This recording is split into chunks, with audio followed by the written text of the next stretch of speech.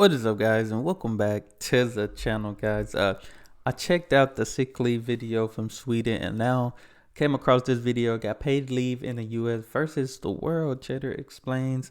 So we're finna see, as y'all know, already know that at least in Europe, you know, they get a good amount of weeks off for paid leave and stuff, but now we're finna see some other countries. We're finna see some other countries in action that I probably haven't thought about or heard how it works for them. And maybe, you know, it might be better in US than some other countries. You know, you just never know. You just never know. But we're gonna check this out, see what it's about. Y'all hit that subscribe button, send down those recommendations. So, you live here and you're having a baby. Congratulations! Here's some more good news. If you're employed, there's a good chance you'll get paid time off to take care of your new bundle of joy. Always good. And you'll probably get to go back to your old job when that leave is over. 95.6% of Earth's population lives in countries where at least one parent gets What's this that over there, time. Alaska? So your odds are looking pretty good. But if you're part of the other 4.4%, well, you get nothing. Which You sucks. might get time off, but it almost certainly won't be paid. That's if you live on this small island, any of these tiny islands, or in this gigantic economic powerhouse whose 2020 GDP was $6 trillion more than second place China. And this is the crazy thing. Like, maybe these smaller countries make sense, you know, they're islands and all. But the United States, come on. You got money for people to take off when needed and more than what they should. This is crazy. Look at this. And they making the most money out here, but yet people can't take off. This is why they making the most money. They don't want people to take off. Modern day slavery. China. To be fair, 9 states and Washington, D.C. have passed their own paid leave laws since 2002. But federally, And then I can be very brief with the United States. We have nothing. you've probably That's heard crazy. this before. There's no end to coverage on the subject. Just us and Papua New Guinea. If you don't know, Papua as of New right now, the Guinea. United States is only one of 5 countries without guaranteed paid family leave. 88% of working mothers will not get 1 minute of paid leave. That's crazy. But why? And like, not even on the man aspect of it, I feel like as a mother should definitely get the pay leave. You know, she's carrying that baby for 9 months, which she's working that. She's probably working all those months just leading up to having a baby. She needs that time. A mother needs that time. You know, I definitely stand on that. For a mother, carrying a baby 9 months ain't easy. It's not. It's not. I never did it, but I can see it's not easy. Is it this way? The US is just as wealthy and developed as these countries and operates with Very similar well governmental developed. structures. So, what gives? Money, cash rules, everything. Most around. countries have some combination of maternity leave, paternity leave, and parental leave, which is for either parent after individual leave ends.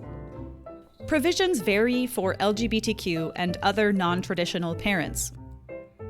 Here's how it works in practice. Let's compare the US to Denmark, Iceland, Norway. none of these.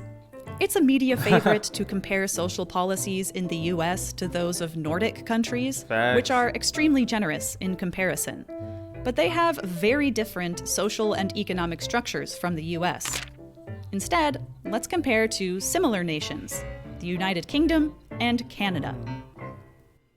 A pregnant person in the UK can take 39 weeks with about 30% of their average weekly That's pay. something. A pregnant Canadian can take a total of 51 weeks Wow. at about 50% of their average wage. In each country, these payments are capped at a certain amount. Taxes cover the cost, though UK And I feel employers like I don't think they really explained that I feel like this is only valid at certain jobs.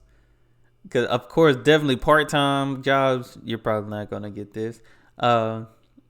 Certain full-time jobs, you may. Then I believe in the U.S., I think it's state to state. It's by the state, I believe. I don't think it's like all this. Everybody does, but it's very state to state, I believe. Employers pay up front, the government typically reimburses the vast majority. Finally, both people are entitled to return to their old jobs, or at least similar ones. Sounds pretty good. Not Finland or Sweden good, but good. But in the US? And then I can be very brief with the United States. We have nothing. The 1993 Family and Medical Leave Act entitles new parents to 12 weeks of job-protected leave, without pay. The bright side is that this act provides the same leave for a major illness or injury, or to care for a relative. That's the family and medical part. The downside is that the caveats of the bill mean it only covers about 56% of the workforce. Wow. Now, let's return to the why. Countries in the industrial world, which was primarily North America and Europe, really began paying attention to this issue at all in the last third of the 19th century. Nations needed women to both work and birth future workers, which gave women unprecedented bargaining power. Most European states passed some form of unpaid leave by the end of the 19th century. But in the US, the availability of cheap labor due to the echoes of slavery rendered female labor less necessary. Wow. Slavery, of course, had been abolished, but sharecropping and other forms of more or less indentured labor kept a servile Black workforce in place. Back in Europe, the movement for more maternity benefits got a major boost from World War I. To make a long story short, when millions of men went to fight in the trenches of World War I, millions of women staffed the jobs they left behind. In France, husky mademoiselles handled the wings like toys. And when many of those men... I don't remember them talking about this, like, especially when I was in school, for women's rights, they never talked about, like, during the wars and stuff, that women had to replace these men's jobs. If they did, if it was brief, it was very, very brief thing. It wasn't a made, but that's a big deal right there. That's a very big deal. And came back injured or not at all, working women gained bargaining power. Europe was much more destroyed physically, that need for physical rebuilding and sort of this push for all hands on deck to rebuild. And so more women remained in the workforce, largely out of necessity.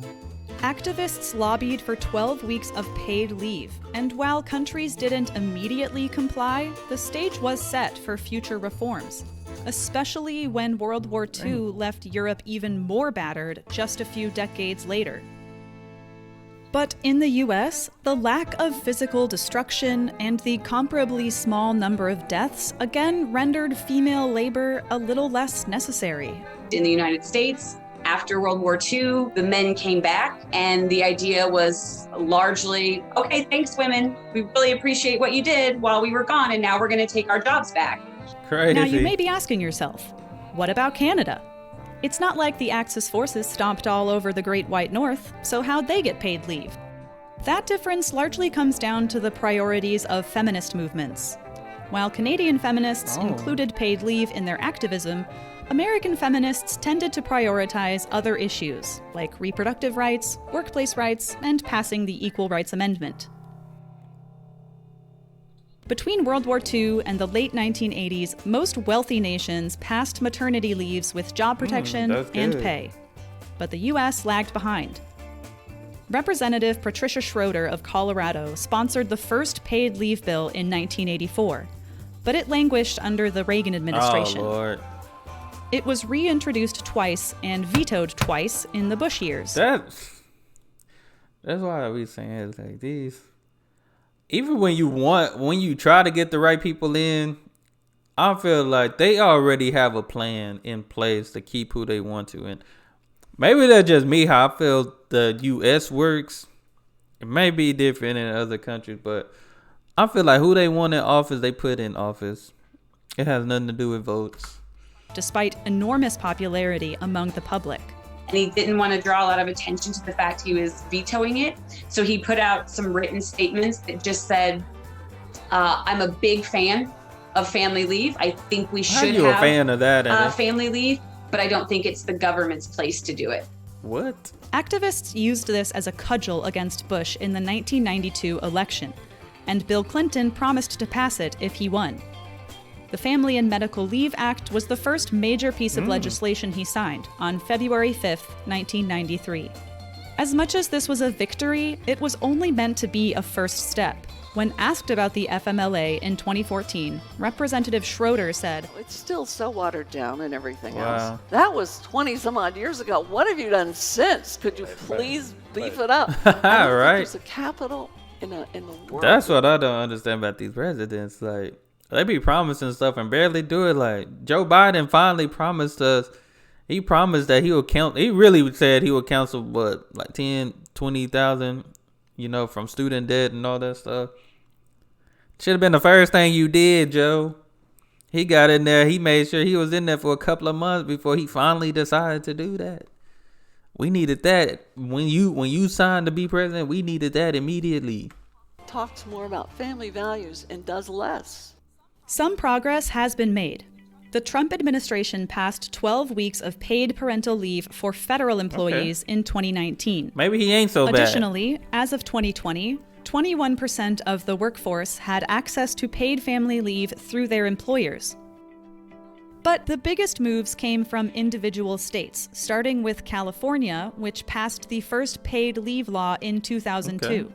They claim it would be a job killer. They claim it will be abused, that Aunt Mary will have a hangnail and somebody will want to take I feel off. like that's the main thing. They just feel like people are just going to abuse it. Like, people had the right to be, especially nowadays. Like, 2002 was a different time. Now we're here in 2022, and mental health is a huge issue. And people don't want to, I feel like people should be off. We should have mental health days. We should have that to be able to take off, because, like, things in life is getting, it can be complicated. It can be a lot. It's becoming a lot, especially with what we have now. You need a mental health day. Take one. Take care of her. This is Eileen Applebaum. She studied the effects of California's law and found that 91% of businesses reported either no effect or a positive effect on profitability. It did not reduce productivity. It did not reduce profitability. It increased morale. It reduced turnover. Why this works is pretty simple. Firstly, it's funded through a small tax amounting to about 1% of a worker's first $118,000 in earnings. And because it's spread out over the entire workforce, and because workers do not take advantage of it, the expenses are quite low. Secondly, it reduces turnover, which is one of the most expensive parts of running a business. I remember talking to a top executive at a California IT company. And he said to us, well, I've been in many, many meetings, and I have never heard anyone say, well, if it wasn't for paid family and medical leave in California, our share price would be through the roof. Since California, 8 more states and DC have passed their own paid leave laws. Did Texas And not in have March, over 250 companies sent a joint letter to Congress requesting paid leave. Let me see, because these are companies I might need to apply for. Okay. At the federal level, which may actually happen since both President Biden and Massachusetts Representative Richard Neal recently proposed paid leave plans. Who would have thought that Biden. 2 old white guys would be the ones fighting over whose bill is going to get passed? I love it. And with 82% of Americans in favor of paid leave, is it just a matter of time? Your ability to take a paid leave should not depend on what state you're working in, or on what we call the boss lottery. Because some states are gonna really favor their people, and some aren't. I welcome every big company with deep pockets that provides these benefits to its workers, but I don't really think we can require businesses to provide these benefits. They're expensive if you do it one business at a time. They're cheap if you do it for the workforce of an entire state or an entire country. Let us know your thoughts in the... This was different. You should. The real reason schools give summers off. Summers are necessary. I'm in education, so if y'all notice, I haven't been posting too much right now because, I've been subbing and stuff. But hey, kids deserve summer off, so do the teachers. But no, this was good. Definitely paid leave. It's necessary.